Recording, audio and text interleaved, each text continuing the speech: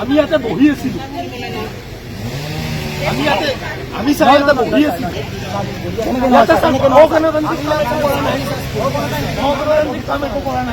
আমি বহি আছিলো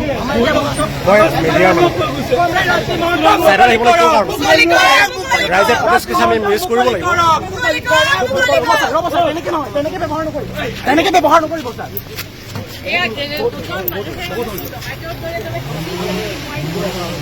ৰাজদ্বীপ মঞ্চক মুকলি কৰক।